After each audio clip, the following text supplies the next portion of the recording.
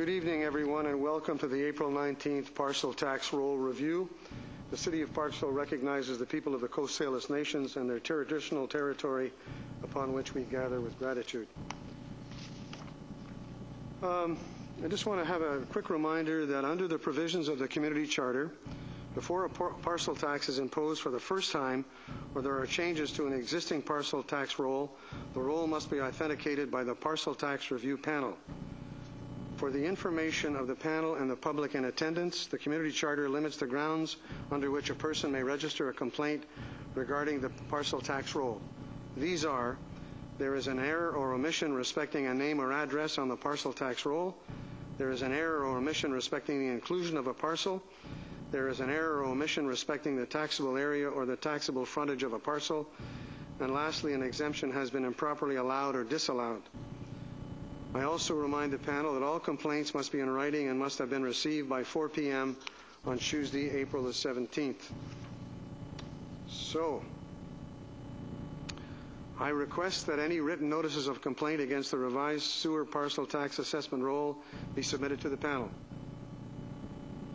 We don't have any? Therefore, I need a motion for the panel to pass the sewer parcel tax assessment roll. Do I have a mover and a seconder for that? Moved by Councillor Oates, seconded by Councillor Beale. All those in favor? Opposed? Thank you. That is carried.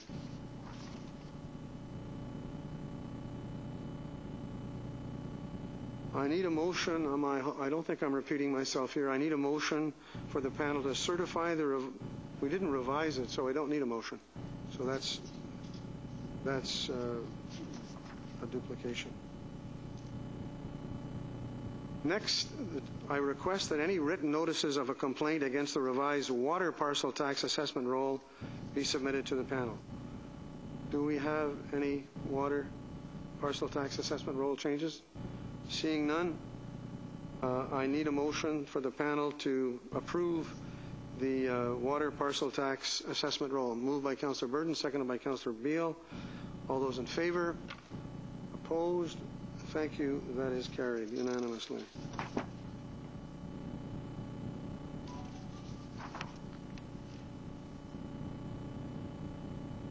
I need next to request that any written notices of complaint against the Regional Parks parcel tax roll be submitted to the panel.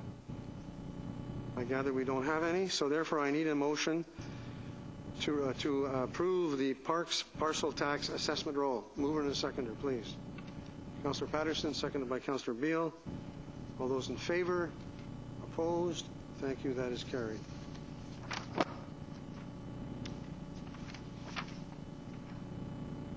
Thank you, Councillor Oates. Do I have a seconder? Councillor Burton. All those in favor? We are adjourned until 6 o'clock. Thank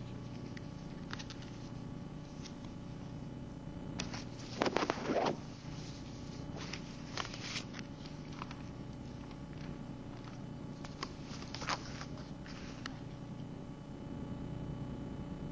The door is open. No, it's open.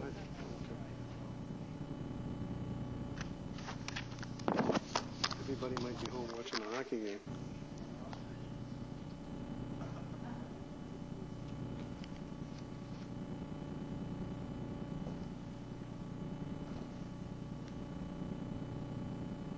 How does everybody like their chairs?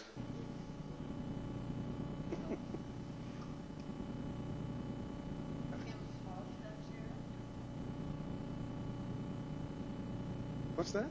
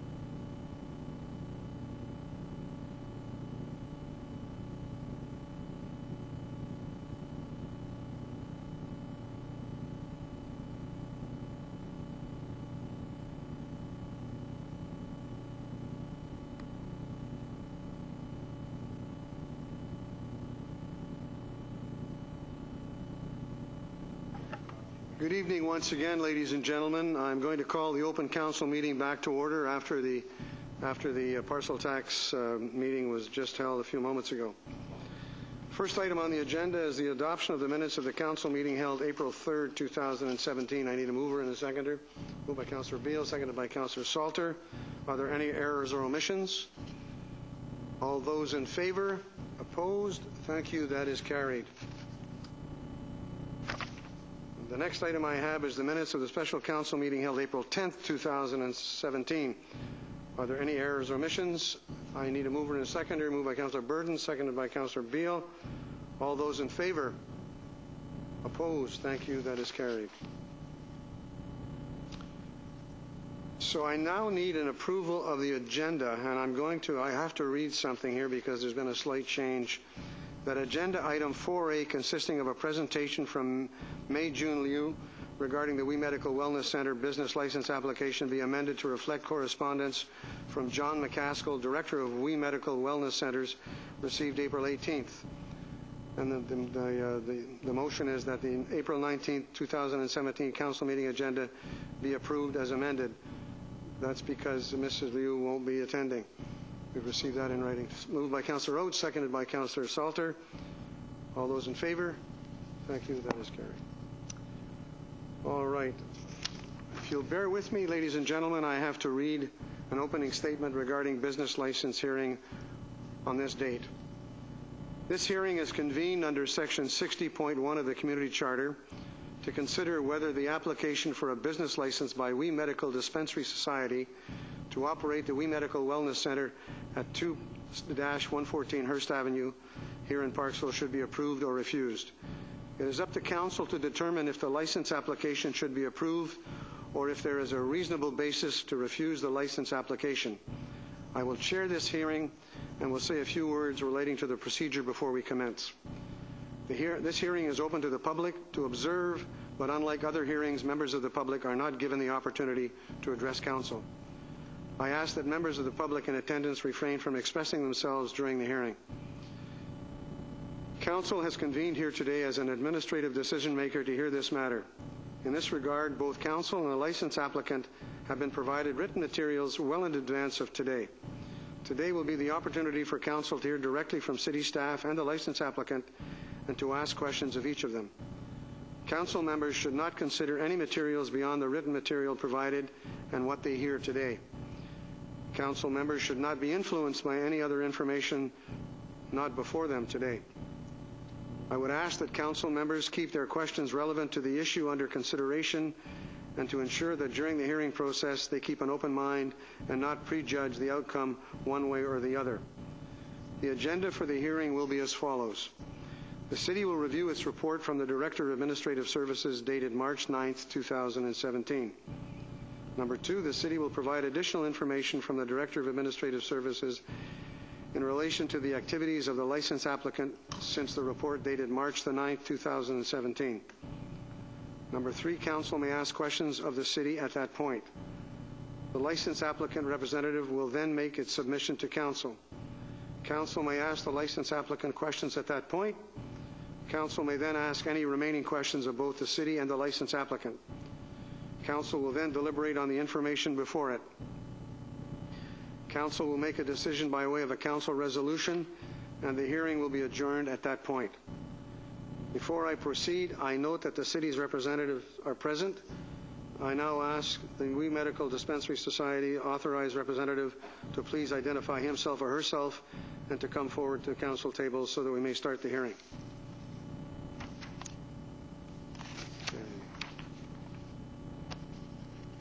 So,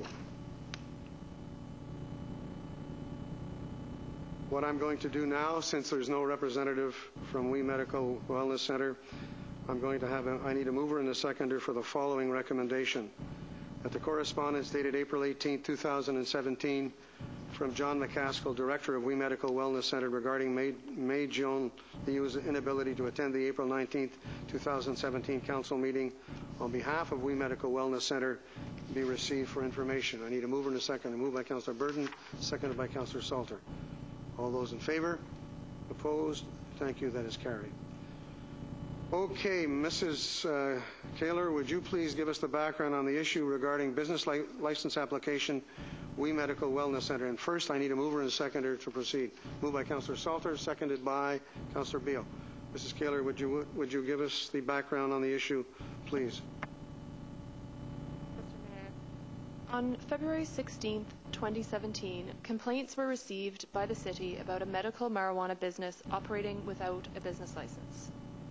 In response to the complaints, the city's senior bylaw compliance officer attended the business premises located at Unit Number 2, 114 Hearst Avenue in Parksville's downtown core. The site inspection confirmed We Medical Wellness Center was open and operating.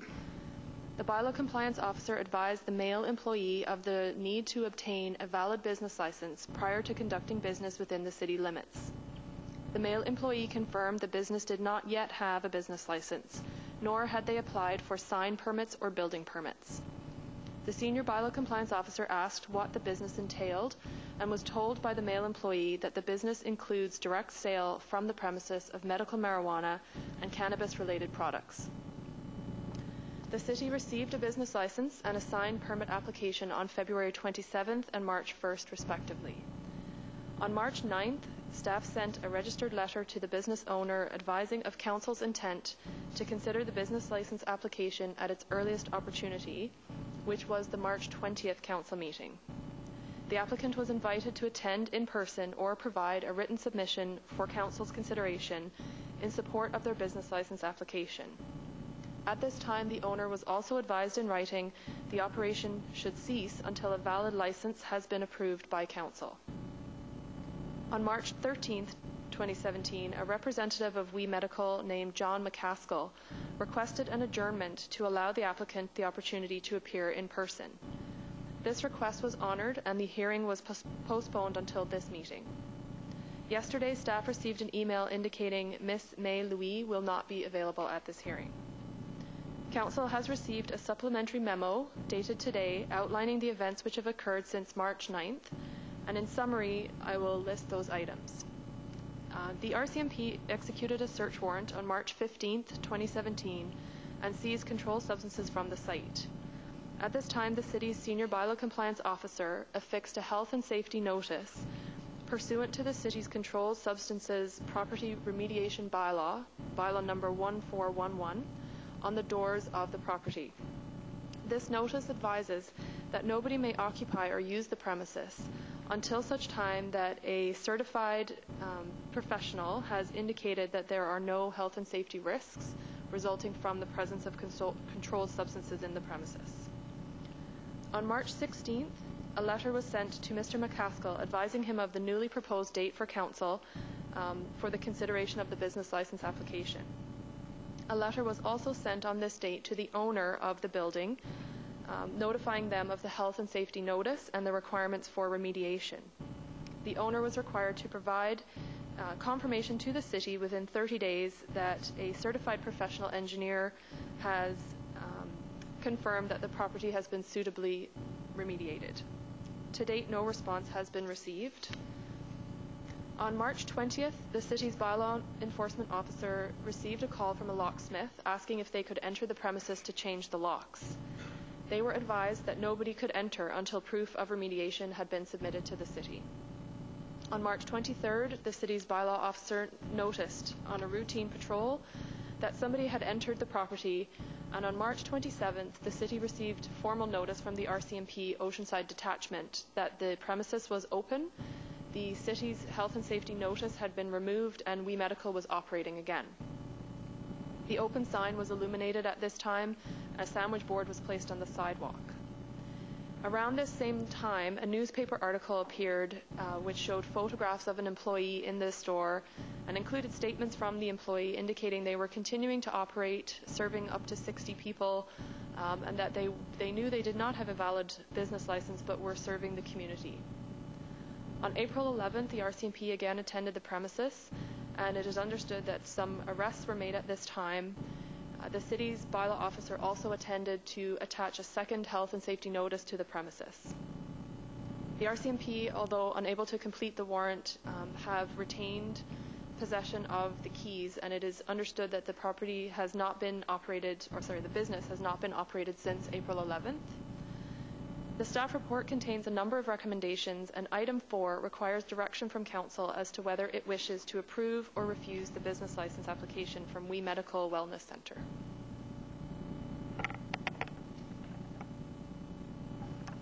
Members of Council, any questions for Mrs. Keeler? Councillor Oates. Yes, Your Worship, thank you. On page 17 and 93 of the agenda, it's signed there by the property owner, and the words "in protest" are written in there. Any further clarification on what that's all about? Through you, Mr. Mayor, to Councillor Oates, we have not received any correspondence or response from the property owner to date. Councillor Oates, follow up. I'm just wondering what the words "in protest," like. The question wasn't whether we had correspondence with the property owner. The question was, why are the words "in protest" on the application form? Do we know that answer, Mrs. Keeler? No. Okay. I don't know I don't have the answer either. Any further questions or comments from Mrs. Keeler? All right. If you look to your page for the recommendations, I'm looking for either one page, the page that you've just been given, or the other. If Council votes to refuse the business license, you have two suggested resolutions. Do I have a mover and a seconder? Oh no, I've moved and seconded it. Sorry, Mrs. Comas.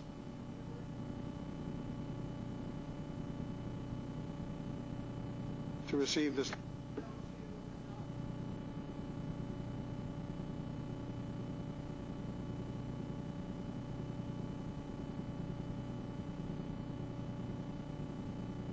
Okay, that's the motion before us. Moved by Councillor Burton, seconded by Councillor Salter. Pardon me?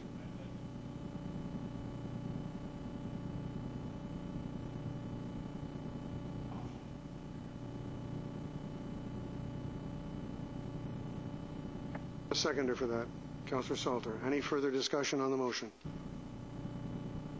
Seeing none, I'm going to call the vote. All those in favor? Thank you. That is carried unanimously. Okay.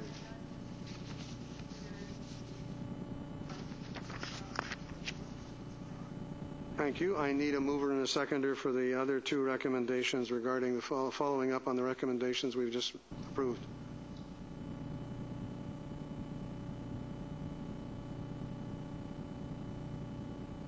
Microphone. I would move that Council authorize staff to inform We Medical Wellness Centre to immediately cease and desist all operations, and that should We Medical Wellness Centre fail to comply with Council's order, staff and the City's solicitors be directed to commence civil injunctive proceedings to enforce the City's business license bylaw. Have a seconder for that, Councillor Salter. Any further discussion? Seeing none, I'm going to call the vote. All those in favour? Opposed? Thank you. That is carried unanimously. All right. I'm sorry, I should have asked the question before we took the vote on this particular item. Does the effect of this mean that, will this have to come back to Council again for us to do something, or can staff act on this motion? Because I know sometimes it comes back to us again too, but I believe that the effect of what we just did is, if it opens up, if they don't comply, they don't have to come back and ask us, they'll just go do it. Is that correct, Mrs. Comas?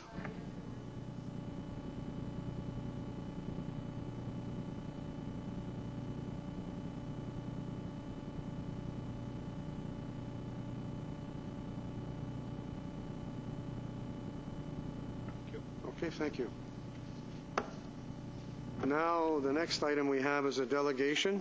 I'm delighted to see him here, Mr. Daniel Pierce, the Acting Director of Transportation and Emergency Services. Welcome, Daniel. And you have 10 minutes to tell us everything we always wanted to know about bus shelters and bus stops.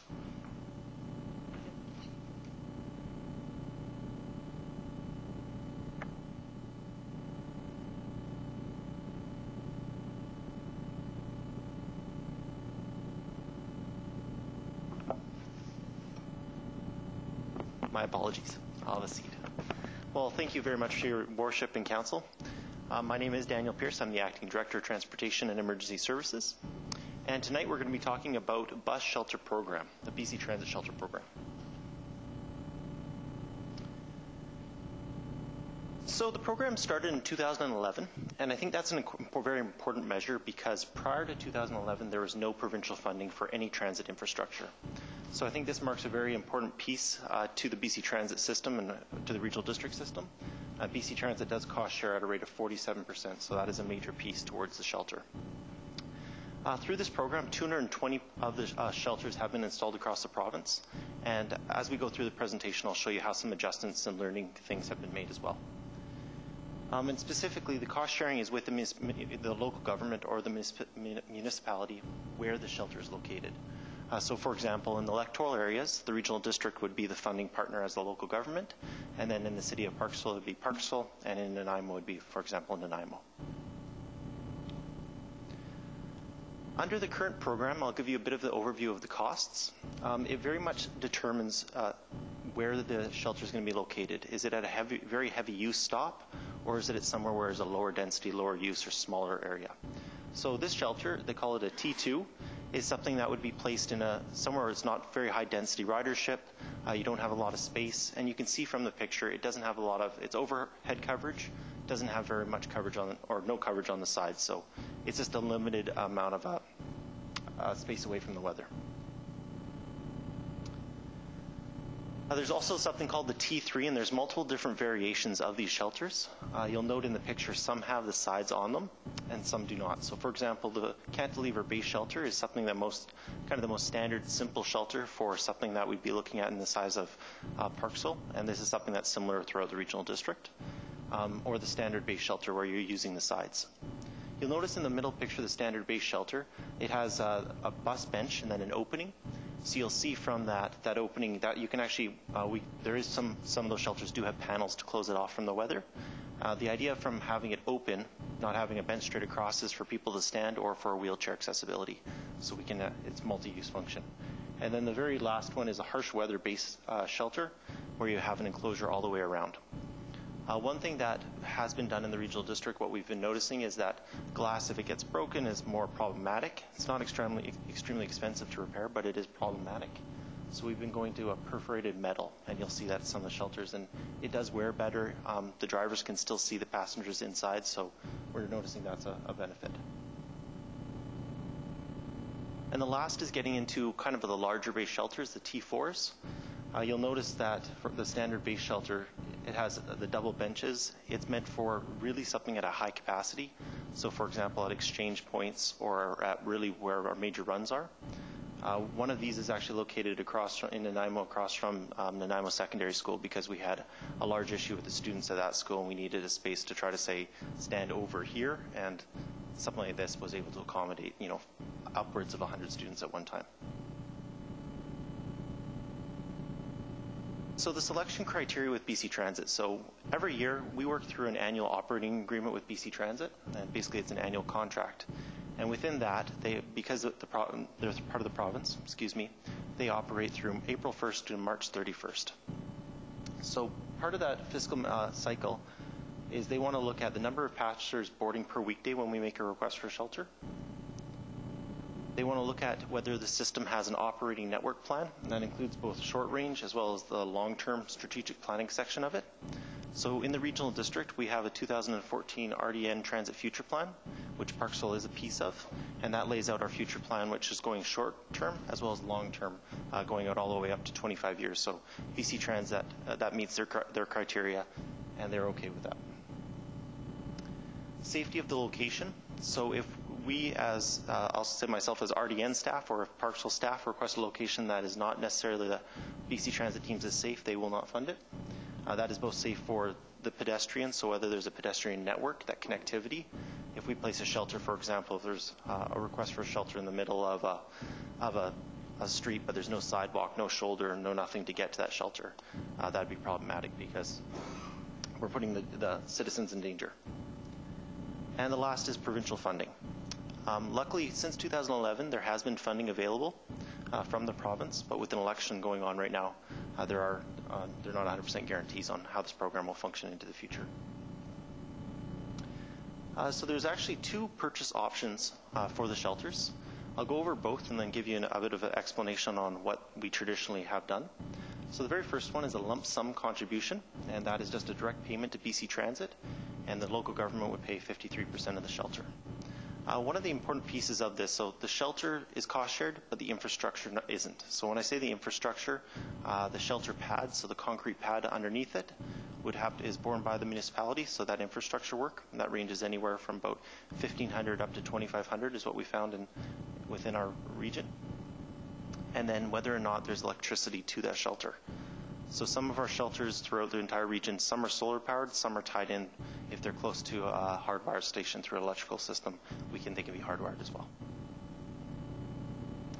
And then the second option is financing through the annual contract, the annual operating agreement. This one is a little bit more cumbersome because there is an administration process. We have to do an amendment to the agreement, and that would go through the Transit Select Committee and then to the RDN Board for final approval, so anytime these were done. Again, it's the same thing. It's 53% paid. The only difference is it is cost shared or paid for over the life of the asset, and the BC Transit uses a 10-year cycle for the shelters. Yeah, the useful life, and they use that as 10 years. We have useful life of the asset. Yeah. There was an error in it says, we caught the error. We've always traditionally done the lump sum contribution because it is easier. It is less of an administrative burden, and BC Transit does prefer that. So even though they do offer the other option, from my understanding as systems across BC Transit, traditionally most systems, not just the RDN, but also throughout the island and up north, do go with the lump sum contribution. And that is the end of it. Thanks so much. Questions, Councillor Burton? Is there an opportunity to recover costs through the sale of advertising on the shelter? Through your worship. Through the BC Transit Shelter Program, no, there is not. The province sees it as because they're providing funding to it, they're not going to be in competition directly with a third-party advertiser. However, there is the option that some cities, for example, I previously worked for the City of Prince George. City of Prince George did have a third-party contract through Lamar Advertising to provide shelters, and those shelters could provide advertising, and there'd be payment back through that contract. Councillor Beale. Thank you, Your Worship. So I understand that the arrangement would be that the city pays 53% of the cost and the other, the 47%.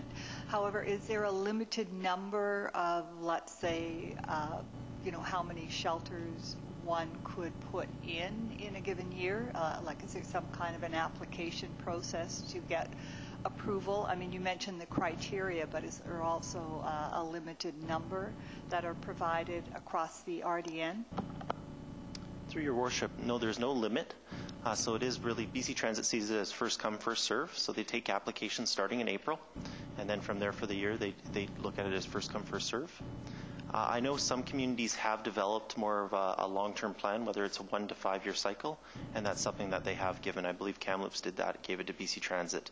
They still make an application on an annual basis, depending on the funding coming through the city of Kamloops, but BC Transit at least knows kind of what they're requesting and how that can lay it out. Follow up? And thank you. I'm also wondering if there's some consultation that is available to help select the best shelter for the particular situation, the particular site. Through your worship, yeah, RDN Transit staff would be happy to assist and work with Parksville staff and look at exactly where the highest volume of locations are, for both on and off spots within the city of Parksville. So we look at those locations, and then from there we'd also look at kind of the first, secondary, and third spots, and we could develop a plan in place for that. I have a question with regards to the number of passengers boarding per weekday. Is there a minimum number required before you'd recommend a shelter? Through your worship, yes. So we definitely want to put the resources, and the municipality wants to spend that money on that asset on where there's going to be the highest demand for use. So naturally, we would look at where the highest demand stops are. So in Parksville, specifically on the 88 and then the 91, we look at where that connection takes place. So for example, connection points are very important. But then from there, amenities such as where are people going, where are they going to and from, and any of those locations, for example, any of the major transportation hubs or anything else, we definitely want to look at as the key spots. But there's no minimum, like it's got to be 40 per day or 80 per day or whatever the case may be. There's no minimum. It just depends on regular volume, whatever that may be, 2, 3, 4, 5. Through your worship, it definitely there's no minimum. The ridership, for example, in Parksville is going to be less than, for example, a run in downtown Nanaimo that's operating. So those two wouldn't compete, and BC Transit doesn't service it that way. So each one's looked at on an individual basis. Councillor Patterson. Thank you, Your Worship. You mentioned routes 88 to 91, but for the average person maybe who doesn't use the transit as much, and those would be locations where? Through your worship, so the number 88 is the local route in Parksville, so that operates on a loop within the city of Parksville. And then the number 91 is the intercity route, and that basically travels through down the highway and connects both the city of Nanaimo, municipality, or Lancel, Parksville, and Qualicum Beach all together, as well as going into Area H. Thank you. Follow-up. Last year, do you know how many shelters were designed or built in the RDN? Through your worship, I believe there was we installed a total of about 4 shelters within the regional district within our fiscal year last year, 2016. Thank you. Any further questions for Mr. Pierce? Thank you very, very much for coming all the way from Nanaimo. Good to see you again. Thanks. Would council like a copy of Mr. Pierce's presentation? Okay. You want a copy? Thank you. Mostly I'd like to be assured that staff has this information to assist with previous motions that have been approved by this council. I see the Director of Engineering shaking his head yes. Yeah. Okay. Thank you again, Daniel. Okay, the next item we have is a piece of correspondence tonight, and it's a request from the Mid-Vancouver Island Habitat Enhancement Society for a memorial tree for Faye Smith. And first of all, I'll ask for a mover and a seconder for the recommendation that the request be received. I have a mover and a seconder for that. Councillor Beale, Councillor Salter. All those in favor of the recommendation? Thank you. Any motion? I believe Mrs. Comas, correct me if I'm wrong, but we're looking at something in the range of about plaque and tree, something in the range of about what, $700? Okay.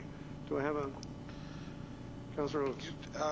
Well, I'd be prepared to make a motion to do it unless council would prefer that staff come back with an exact costing and location. Either way, I'll make a motion that staff come back with a suggested location and cost for a tree in memorial of Faye Smith. Is that required in this case, Mrs. Comas? I think we've talked to... No.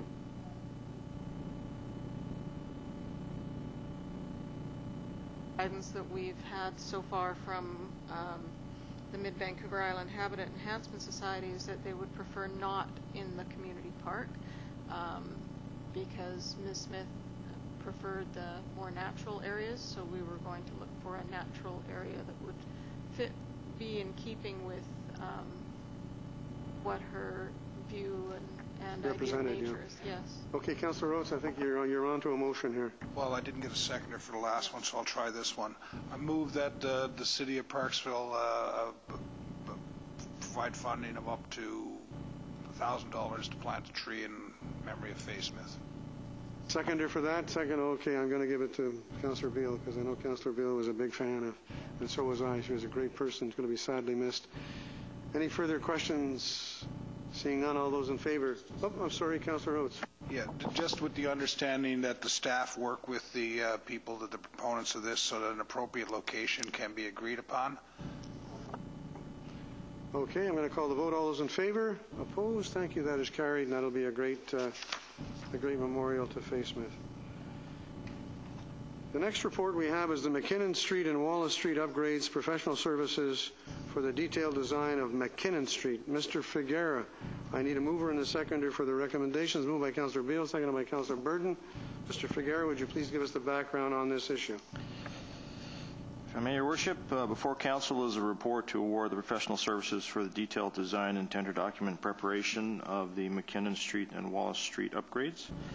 McKinnon Street will be upgraded to an urban local standard, including a new road structure, storm sanitary and water systems. Wallace Street will be upgraded to what we're calling a modified urban local standard, complete with a new road structure, storm sanitary and water systems. Now, Wallace Street is it's a bit of an anomaly in that there's only a 10-meter right-of-way available on Wallace Street.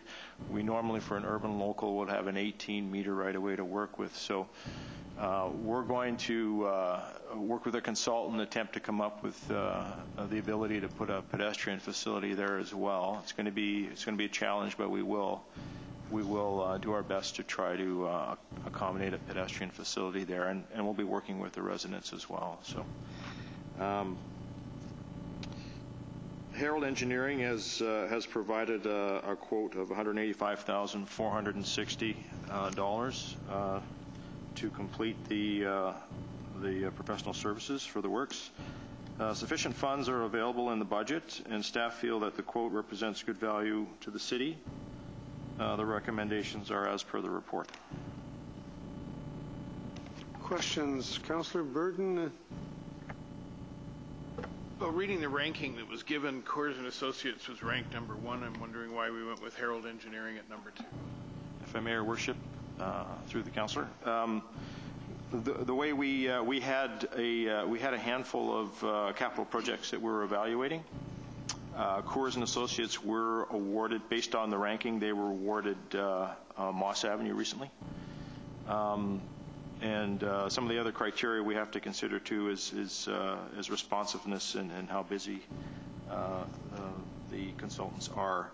And on that basis, we gave Herald Engineering Limited the next proposed streets. Any further questions? Councillor Oates. Yeah, I'm following up on Councillor Burton's question, because how can one be ranked as number 1 and yet the number 2 ranked person be given it shouldn't? I mean, I'm not sure what you use to rank them, but wouldn't their ability to complete the project be one of the things that would be considered in the ranking? And if that wasn't considered in there, would that not then naturally change the ranking process? Or is it just simply we're spreading the goodwill? Rising tide lifts all ships. Is that the mentality, or is it based on some sort of empirical data? Mr. Figuera? If I may, Your Worship, through to Councillor Oates. As I was saying, we have a handful of capital projects for this year. In past years, we've on individual streets, we've done the SOQ process and ranked each individual street separately.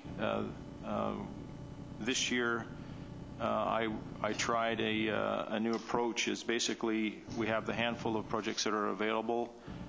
We rank the consultants. The projects themselves are similar kinds of projects. They're civil upgrades of streets and utilities. We rank the consultants based on that. Certainly, Coors did come out on top. We provided them with Moss Avenue based on that.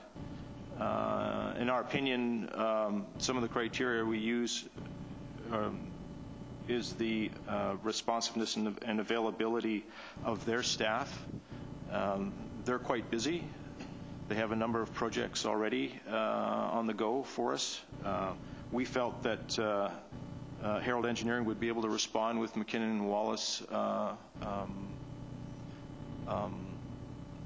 more quickly and have more attention to those streets. We get a better service, basically, we figured, from Herald Engineering. Okay, follow-up from Councillor Oates and then Councillor Burden. Okay. One follow-up. Was Herald Engineering the low bidder? If I may, Your Worship, through to Councillor Oates, when it comes to professional services, we do not we do not rank them based on their bids on the projects. That is how the construction contracts are evaluated.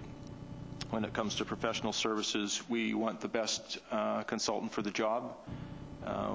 We rank them based on their proposals, and then award based on that. Then we look at then they provide a quote. The top-rated one will provide a quote, and we evaluate it based on a past experience with the cost of providing professional services for construction contracts.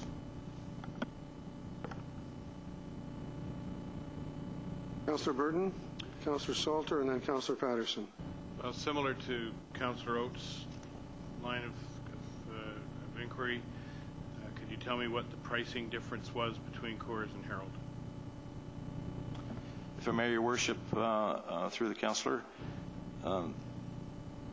Coors and the other consultants did not provide quotes for McKinnon and Wallace. The top-rated consultant for that particular street or streets then is asked to provide a quote. Follow-up? Okay, I understand your process, but given that we are responsible for the most appropriate spending of the taxpayers' dollars, I'm not and given that Coors and Associates is a Parksville firm and Herald Engineering is an Nanaimo firm, I'm curious to know, I hear what you're saying about responsiveness, but I guess I'm not appreciating it. I was just going to say, if I might interject at this point in time, one of the ways of proposing the question that Councillor Oates and Councillor Burden have asked, what are the risks of Coors complaining on this particular item in terms of explaining to them what we've done and how we've done it? If I may, Your Worship. Not the risk, but what implications might there be? The implications, in terms of professional services, I don't believe there's any risk to us at all. I'm going to go to Mrs. Comas. Mrs. Comas, and then I'm coming to you, Councillor Salter. Yes, Your Worship, just to caution Council, the geographic location of the company is irrelevant. We cannot give preference to local. Councillor Salter. That particular point, what does division, on page 70 of our agenda there, Division 3, selection of suppliers and contractors, city policy number 6.14, where it speaks to local there, how does that reconcile with what we just heard that we can't consider the geographic location of the contractor? I'm confused. Yes, Your Worship, the policy that was written several years ago and has not been, it's in the process of being amended, but has not yet been amended, and that will be taken out of it when it is amended. Okay, I'm going to go to Councillor Salter. I'll come back to you, Councillor Burden, and I have Councillor Patterson. Councillor Salter. Thank you, Mr. Mayor. So my question, I actually have two things. One, I know that some of the questions are already answered in the purchasing guidelines here, so and they're quite extensive. But I have a question regarding placement of streetlight design and where they're going to go, because I know that we had a problem down on Temple Street with regard to where the lights were placed. A lot of there were people saying, the lights were shining in their windows and, the bedroom windows, and they couldn't sleep because it was so bright. So I'm wondering on this project, will there be some care taken to ensure that those lights, that the street lights, are not shining in people's windows in their homes and impacting their ability to, their enjoyment in their homes? Mr. Figueroa. If I may, Your Worship, in terms of the placement of the street lights, there is some latitude. However, we need to ensure that we get proper coverage, proper lighting levels. On Temple Street, there was concern from a number of residents because of the placement of the street lights. At the end of the day, with the final product in place, I think everybody understands now that an LED street light is a lot different than a traditional street light. An LED street light is very directional. We have light guards on them so that it lights up the road and the sidewalk only. We take a lot of we expend a lot of effort and a lot of time in making sure that the lighting levels are at a safe level and that we do not impact or we minimize any impact on the residents. Temple Street was an interesting one in that for many years there was no lighting up on that street. So of course the concern is there.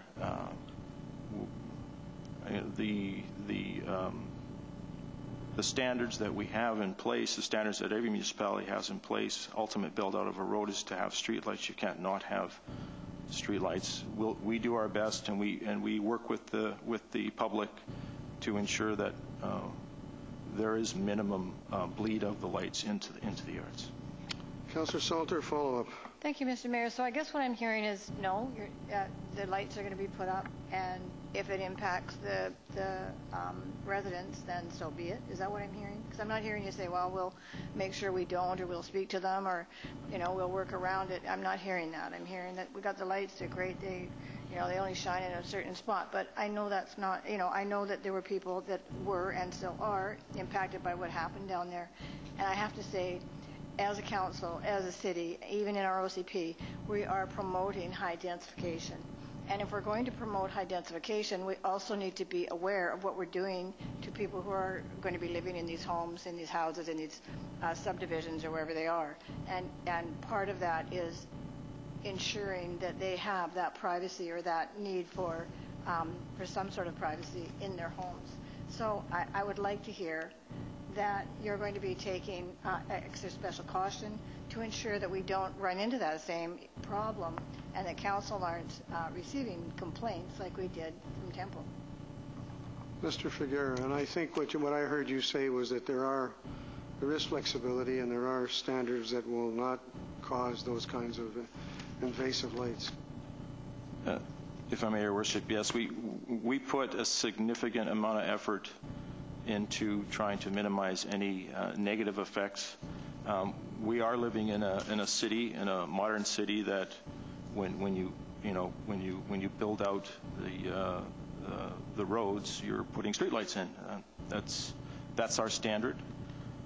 That's the standard of any city that you'll run into. We do take a lot of care in placement of these lights. We want it to be safe. We have standards to meet. We do our best to try to minimize any negative impacts. That's the best response I could make. Okay, Councillor Patterson and Councillor Oates. You got your hand up? Okay.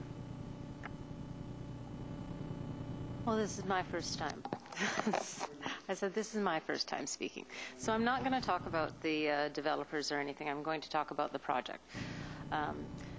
McKinnon Street was my first home ownership, and that's so I'm really quite aware of the street.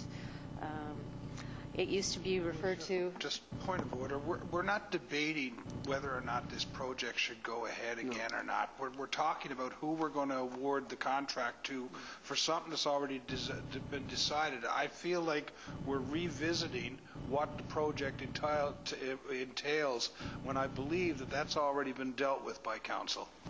Councillor Patterson, can you? Hurry it up? Absolutely.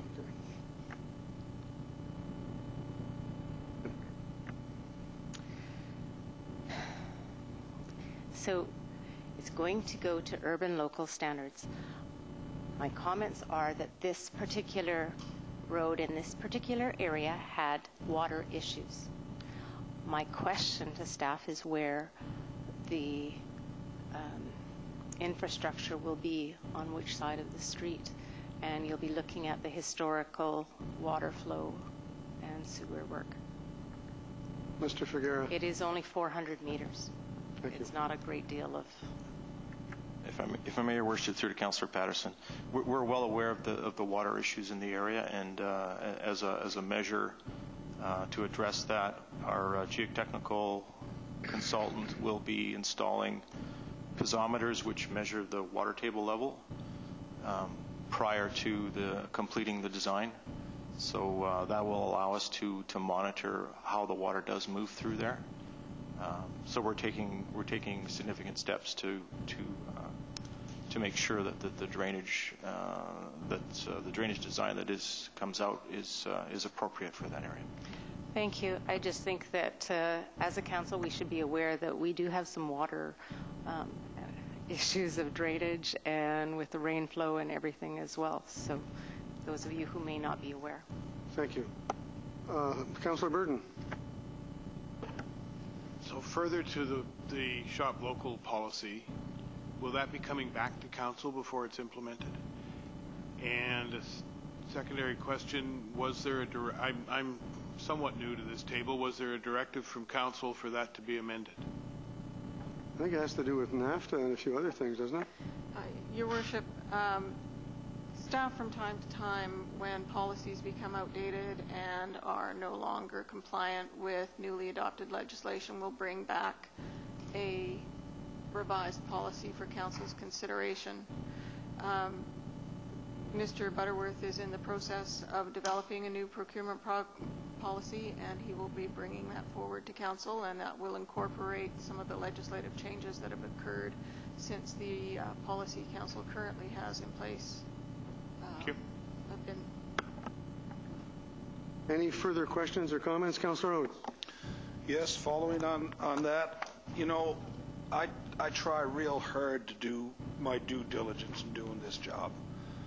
You know, and when I'm given a document that this is the policy, and I read this and I go through it and I make my decisions and I, you know, think where I am with this, and then I come in to be told, oh, that policy is something it's not changed. This is the sort of thing that should be flagged for me, so that I'm not wasting my time reading a part of a document that is not relevant anymore. That irritates me, that I'm wasting my time doing something like that. And it also, you know, when I look for guidance on how I can make this decision, one of the things that we do is we go and we look at our policy to help us make those decisions. And I'm told now that the shop local policy doesn't apply. So I'm hesitant to even raise the next part, but you know, on page 71 and 93, it talks about how purchases can be approved that shall be approved by council where any of the following conditions apply. It's not identified in the annual budget. I think it might have been that the purchase has a value of greater than $100,000. It certainly fits that criteria. But the third one, it's in the interest is in excess of 20 grand and is determined that it is in the best interest of the city to award the purchase or contract to other than the low bidder. Now, this policy which helps me, presumably helps me guide my decision, speaks to a low bidder. Yet I'm told that money is not a consideration. When the question was asked earlier, the answer that we were given was money was not a consideration. So I'm not sure if it's not money, and it's the guy at one company ranked number 1, yet you're giving it to number 2. I'm not seeing the linear connection between all these things. I'm just not getting it. Other than the belief that the company that was ranked number one, I believe the best of my understanding is there's the belief that the company that was ranked number one wouldn't be able to be as responsive. I'm not sure if what the company may want to say about that, but it concerns me that we have policies which seem to be directive, which seem to give guidance, but they don't. So how can you rank number one and then select number two? And how can we have policy in front of us here that talks about things like this? And the questions we've asked about whether we determine, because we're being asked to determine whether or not to grant this to this particular company. How can we make that decision when we have nothing to compare it to? We don't have enough, I believe, to compare it to make the decision whether or not this is in the best interest. And if it comes out, because I think that there's a lot of merit to the notion that if you're going to give it to other than the lowest bidder, that it be in the best interest of the city. Who determines the best interest of the city, Your Worship? We're going to let Mr. Figuera answer that, but what I'm going to propose, based on Councillor Oates' comments, is that where policies are in the process of being changed, we do some editorializing. I think that would have saved a lot of questions. Mr. Figuera. If I may, Your Worship, the hiring of professional services comes under Division 1, and it refers to it there, which indicates that the hiring of professional services under Division 1, Section 4, requests for proposals and requests for statements of qualifications may be used for obtaining professional services and, or in appropriate circumstances. And then it refers to the next page, which is Division 2, and that's our SOQ process, and that's the process that we use. It is not, in that process, the number one consideration is not price. There's different kinds of purchasing that occur. There's the acquiring of professional services, and there's the acquiring of supplies, and there's the acquiring of contract work. It all comes under different divisions in here. And these kind of documents, it can always be clearer. Of course, we're always looking at these types of documents, and as is indicated, our Director of Finance is looking at this document, but the hiring professional services comes under Division 2, which is a quality-based selection. It is not based on price. So when we hire a professional, we look at the quality, we look at the best professional for the job, and then the price is looked at for the top qualifier. And that's staff's job. Okay, Councillor Beale, Councillor Burden, and then Councillor Salter. Thank you, Worship. When I was reading this document, I did note that above, in the paragraph above the ranking, on my interpretation, I've read that a total of, consultants were evaluated against a number of capital road and utility upgrades. And so from that, it was my conclusion that selecting number 2 for this particular contract is part of a larger picture of the various capital road and utility upgrades. And CURS has been fact awarded others, which is why I did not have trouble with this. I also recall in some previous discussions about the awarding of contracts that staff does look at what they would expect a particular job to cost, and that would be a consideration when they're looking at the final proposals. Councillor Burden. So I guess the issue continues to be, for me, the criteria around the ranking. We've selected CORS as the best consultant to provide this service, but we're going to go with the second best this time because CORS might be busy. I don't think that's what Mr. Figueroa said. Well, that's what I'm hearing. If I may, Your Worship, Would you elaborate, please? all due respect to Coors, they're an excellent company. They have good people. They do good work for us. Excellent. It's my opinion that if we were to award these other jobs to Coors, basically, good luck trying to get this job done this year. We have an understanding, and we have experience in this market. Staff have experience in this market. We have to make a judgment call based on that for the best value to the public. It does not serve the public to have these projects carry on and on and on. We need to try to get these things done and out the door, and we need the latitude to be able to make a decision with our understanding and expertise of this market and what it can handle. That certainly comes into our decisions, and I would not do it any other way. Okay, follow up, Mr. Burden, Councillor Burden, Councillor Salter, and then Councillor Oates. Thank you, Mr. Mayor. So my question is, I guess to Mr. Butterworth, how long do you think it's going to take for you to rewrite the policy or the guidelines with regard to not purchasing locally?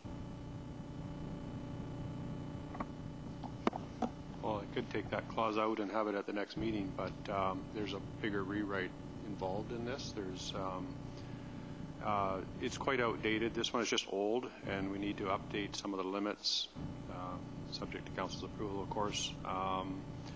And it's quite a big rewrite when I'm comparing it to other purchasing policies that are around. So it's not something that I've been able to do at this point in time, but it's on my to-do list. One follow-up. So I just want to say then, if at this time, and I think we've actually had this discussion, at this time, our guidelines state X. Should we not be following those guidelines until such time as they've been changed? Because I understand that that staff want to bring it to council to have it changed, and it may well be changed, but right here today, right now, that is not what we're supposed to be following. We're supposed to be following the principles that are in front of us. If not, we're going to be really a confused council, because we really don't know what guidelines we may or may not be following, because we're not sure what's in everybody's head before it's written and brought to council to be passed.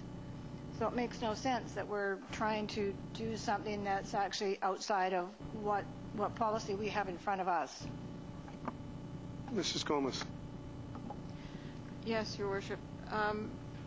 Council's policies are pretty current, and council can rely on what's written in them.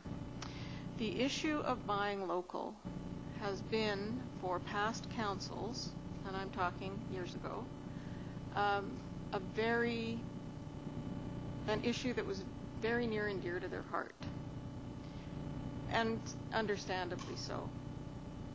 When I came to Parksville and did a review of the policies, I drew it to the attention of the council of the day, and I was told that, because at the time we were doing a revision to the policy, and it was my recommendation to take it out.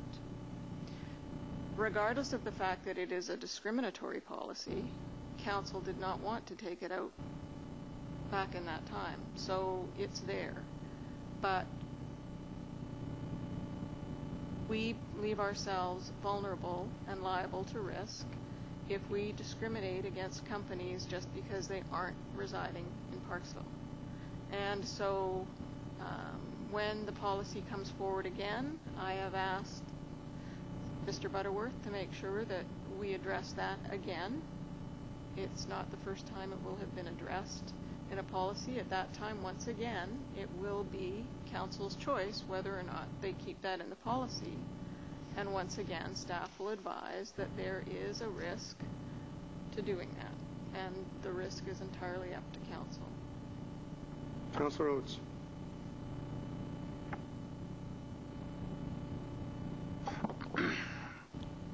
I think that it's important that we grow our own. I do. And I think that it's important that we be able to make decisions where we can make comparisons. And I have nothing to compare to.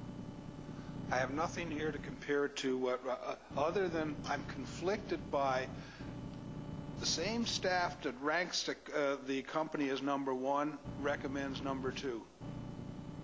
So I have nothing to compare to. I can't even compare it to the staff report, because it doesn't make sense that number one, you know, we heard if we went to Coors, the good luck with getting it done. Can we not build in some sort of contingencies within the contracts that says if it doesn't get done, we get money back? You know, can do it. Maybe we give that company the opportunity to hire some new people. Wouldn't that be wonderful? Create new jobs here in Parksville as opposed to Nanaimo. Wouldn't that be wonderful? Mr. Figuera, you don't have any prices from anybody else? Could you? How long would it take you to get those prices from the other three? Because I know you're going on the basis of quality of work and competency. If I may, Your Worship, that is a industry-wide standard procedure for hiring professional services.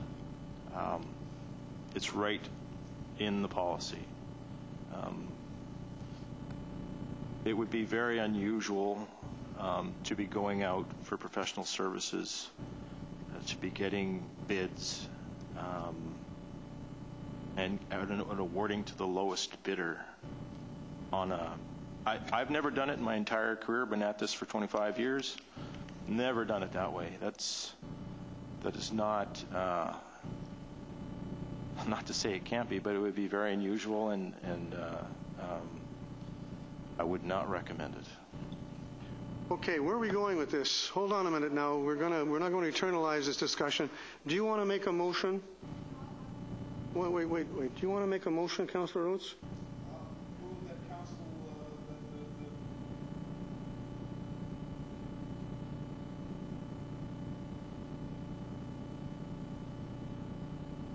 Okay, a seconder, Councillor Beal. Okay, discussion. Councillor Salter, then Councillor Burke. Well, I just want to speak to not being awarded, not having three quotes.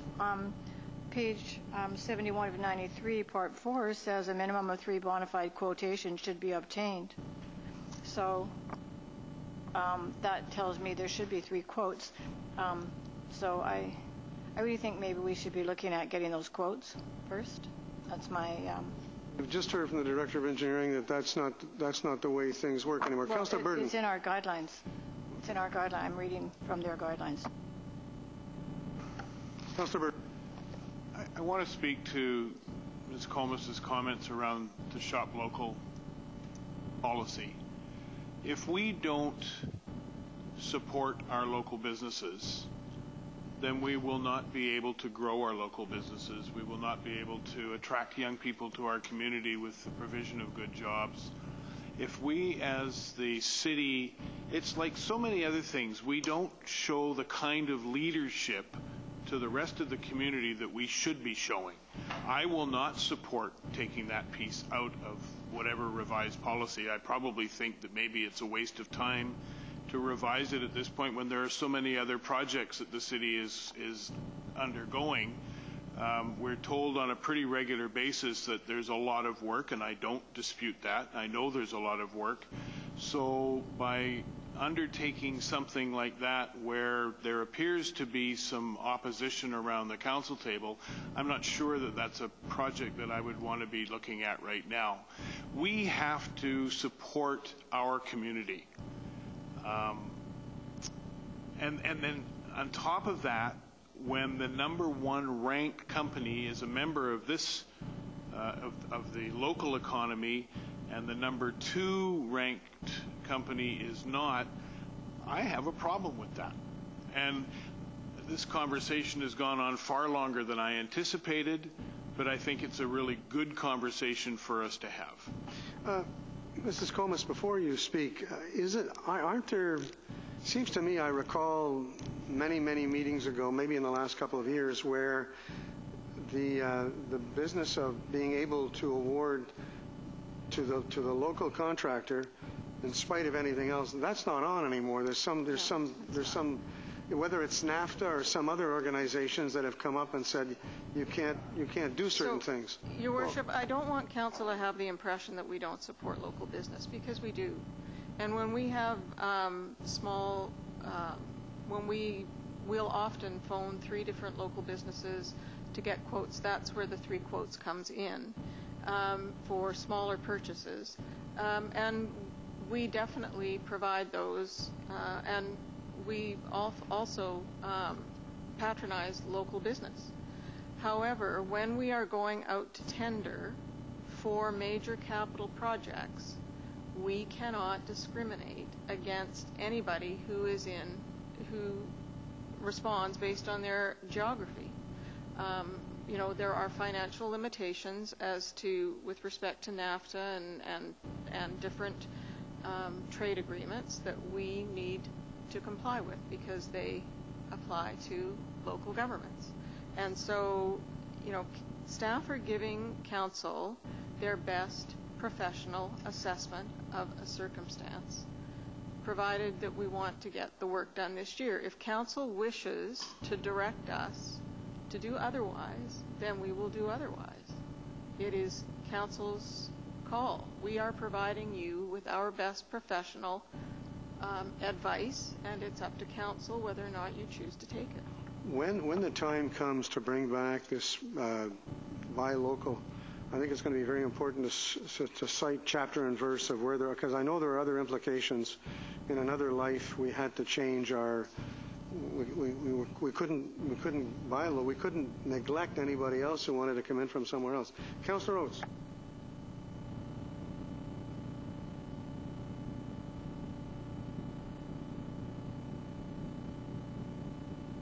We know that offhand, Mr. Figueroa?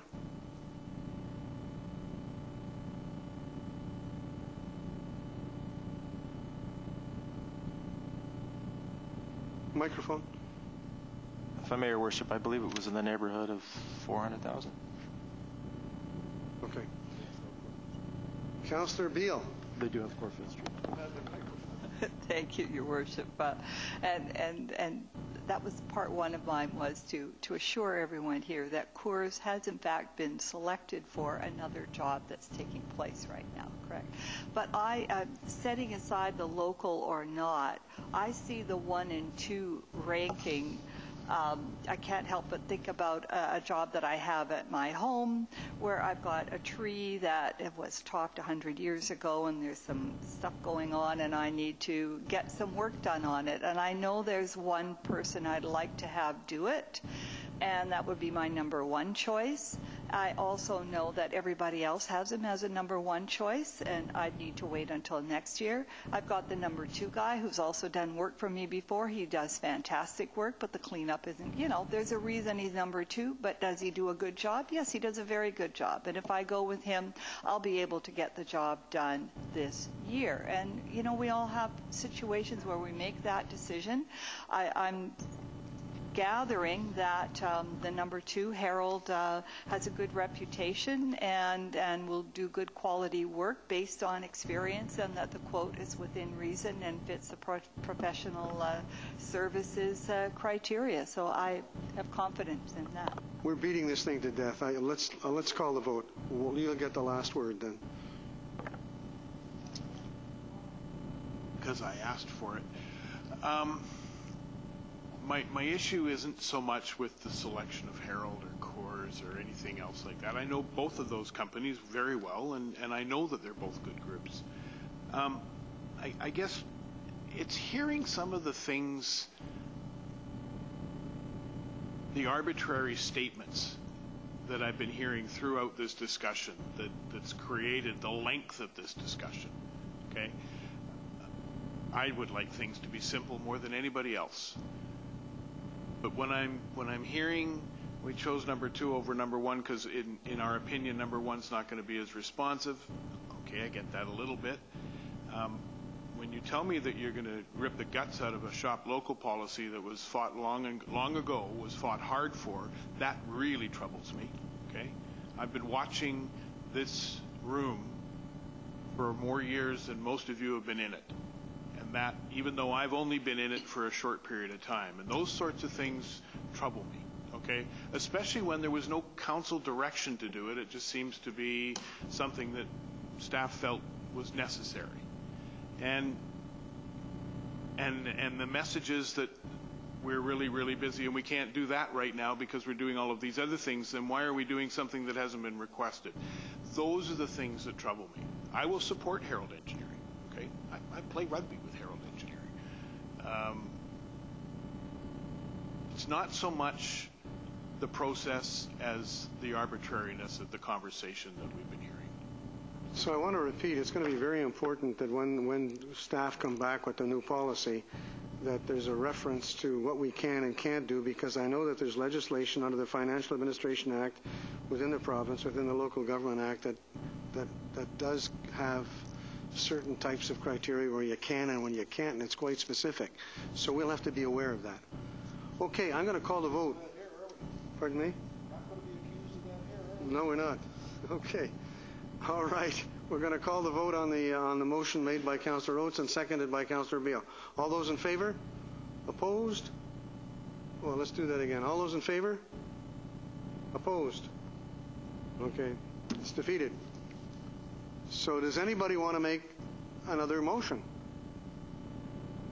This work has got to be done. It's work that's pretty important to the city. So what are we going to do? Anybody got any ideas? I do, but I won't. I'm just the mayor. Councillor Patterson. Thank you, Your Worship. Based on the fact that we're split as a council, I think that staff should go back to their first choice. And I realize that this work may not get done this year, but maybe it will. So I'd like to put Could we have a motion to that effect, please? Yes. So I'd like to put a motion forward that staff look at or award the... We have a seconder for that. The motion is to award to the number one. Seconder? No. Your Worship, I think the motion is to get the price from to get a document similar to the document that was in front of us here tonight from Coors. It is. Okay. Everybody is who's seconding that? Okay. We have a mover and a seconder. All those in favor? Thank you. Okay, Mr. Figuera. All right. Now we're moving on to municipal tax rates. Fairly straightforward.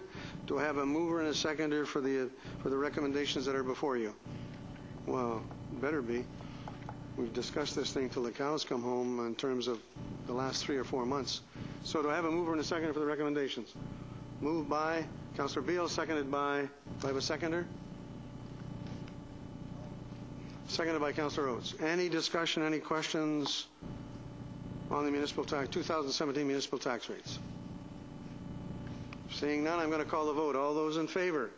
Opposed? Okay, thank you. Were you opposed, Councillor Salter? You didn't oppose, no, okay. All right.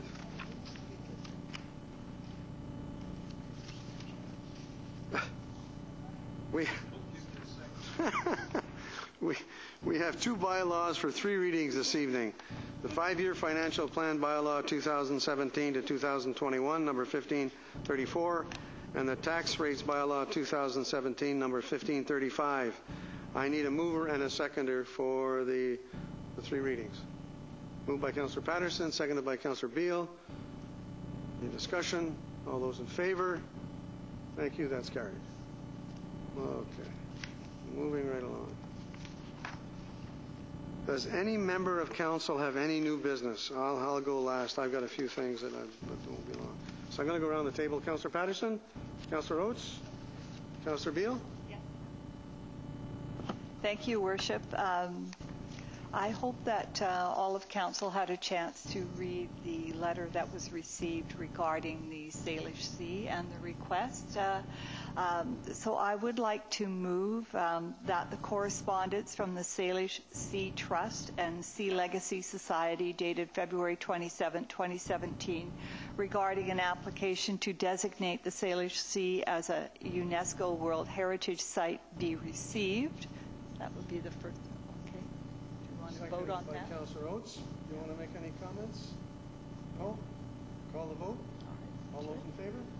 Thank you. That's great. Thank you. And as a follow-up, I would like to move that the mayor write a letter on behalf of the council and the city of Parksville in support of the application to have the Salish Sea designated as a UNESCO World Heritage Site. Second. Would that impact commercial fishermen in the area?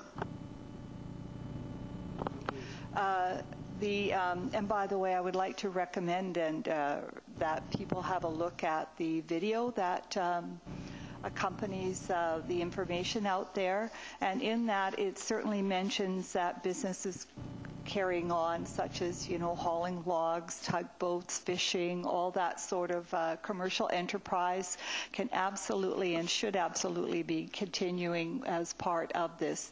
I do have a few notes, but it's the cultural, historical, and environmental. So the work that goes on, the people and the interaction with the Salish Sea is part of this recognition.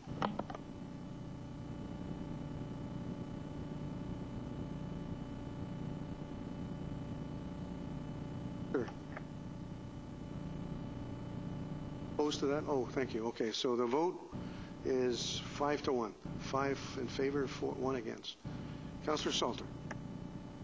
Thank you, Mr. Mayor. I do have new business. Number one, I did attend AVICC on the 7th, 8th, and 9th, and that was very interesting and very busy. I did come down on Saturday because I had to give the award to Lynn Brooks at the Bayside for when we had the dinner for the Brant Festival, and I have to say that really was a pleasure because she's not only a neighbor but she's a friend of mine as well. So it was really a pleasure to be able to give her that award. I have to say she was quite shocked. She almost leaped out of her seat when I said her name. So it was great.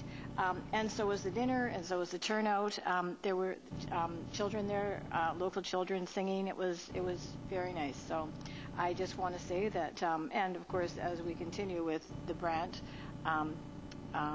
we all need to be aware of what we're doing on the beach, and especially with dogs. I know the dogs are not supposed to be loose on the beach, but there are some dogs that are still chasing the Brant. So maybe if folks hear this, they'll keep their dogs on leashes for now. And then the other piece is Lynn also released an eagle the day that she got her award. So it was really a double whammy that day for her. So it was a great day. That's all. Thanks. And thanks for attending that, because I guess this year it's been really a big success. All of the events have been very well attended, from what I hear. Yeah. Councillor Burton.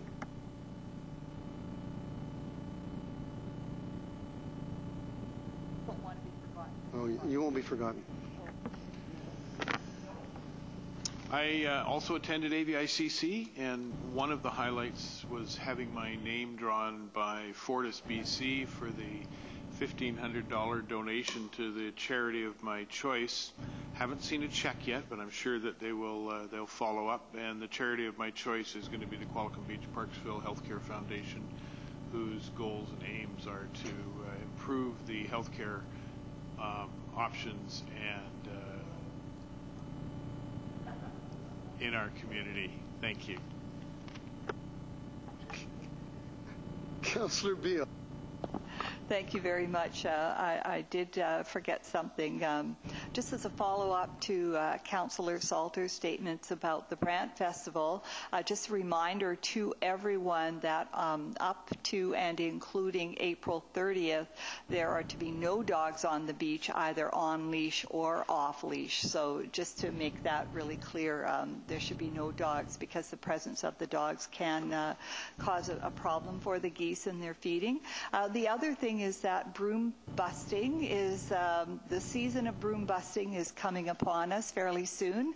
And there is an error in the paper, not with the City of Parksville's page, but there was an article on broom busting, and it stated that it was, anyway, the date was incorrect. It's actually May 6th, which is the Saturday. So May 6th is the day for broom busting in Parksville, and everyone is welcome to come out and just wear suitable shoes and bring gloves, and it should be a great day. So expect to see a correction around that because it is Saturday the 6th.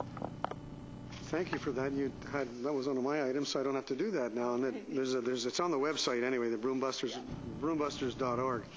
I wanted to talk just for a minute about AVICC. It was a good conference. I think our guest speaker was excellent. Talked about, his big talk was on sustainability. And one of the things that proved to be very, very interesting is that, he was a very balanced presentation. We still need oil, but less and less. I think the cost of solar has gone down by 80%. And we're going to have to talk about that at this council more often as we approach. We'll get to that. But I thought that the guest speaker did a great job, and one of the events I attended was the Clean Seas. I gave a copy to Mrs. Comas, and I'm going to circulate a copy to everybody around the table. Did you attend? You were there also, were you not, Councillor Oates? And that was an interesting presentation. That we didn't get very many answers. I remember asking the question about the number of the ship traffic that's going to be increased from one a week to one a day out of Burnaby, and they said, well, we haven't done that study yet, so it'll be interesting to see what the implications of that are going to be. But this is supposed to be a non-partisan body that's going to evaluate things, how the pipelines and everything else, and we'll see what they come up with. But I'll circulate that to every member of council. I've got extra copies in my office. Go ahead. Okay. The other items, we had a mayor's caucus, and there's quite a bit of discussion going on now in the mayor's caucus throughout Vancouver Island with regards to funding and all of the other things that we need to talk to the provincial government about. So we're going to get ready for the UBCM in the fall, and I think that we should have, this council should sit down at some point in time and talk about some of the things, some of the issues we want to bring to UBCM's attention and making some resolutions as time goes by. I won't get into that because there's an election on, but some of the things that I'm hearing from some of our provincial leaders is bothering me a bit in terms of supposedly what municipalities aren't doing, but municipalities have laws to follow, and those laws are imposed on us by senior levels of government. So we'll talk about that after the election. I wanted to point out to members of council and whoever was ever listening out there that the April 23rd, April 29th is National Volunteer Week, and we know what our volunteers mean to us in this community. They do a terrific job. Councillor Beale is going to be representing me at their SOS volunteer dinner next week. And you're going to see that I went last year and the year before, there's an awful lot of people that attend that. The number of volunteers is enormous in our community, and we owe them all a great debt of gratitude. And a news release and a proclamation is now on the city's website. Am I correct? Yes. So have a look at that. And maybe at some point in time, we may want to do something special in Parksville for volunteers as time goes by. I'll give that to everybody to think about over the next little while. So, on that note, unless there's something else you want, Councillor Oates? Yes, Your Worship. I wonder if you wouldn't mind speaking for a minute about the honoring of Joe Stanhope up there for his long service to AVICC, and how fortunate we are to have a man with that sort of knowledge and that sort of history in our midst. And personally, as a new councillor and a new person in the community, he's been very, very helpful to me. I have a ton of respect for the man, and to see him get the standing ovation that he so richly deserved up at AVICC is something that I think that the public should be aware of, that his not only is he electable and very electable, he's also very much respected by his peers at all levels of government. Thank you. And I brought that up at the RDN board last week. I mentioned that to my RDN colleagues, that he was given a standing ovation, and it was a fairly lengthy standing ovation too. And he was totally surprised. And he does do a great job. And he's been making contributions to the community for a long, long time. So thank you for that. And I know that you all join with me in congratulating Director Stanhope for the work that he's done. Okay. Unless there's nothing else, I need a mover and a seconder for the recommendation pursuant to Section 91C and D of the Community Charter that we proceed to a closed meeting to consider items relating to labor and security of the property of the municipality. So I've got Councillor Salter and Councillor Beal. We are going into camera. We'll take a 5-minute break. Thank you.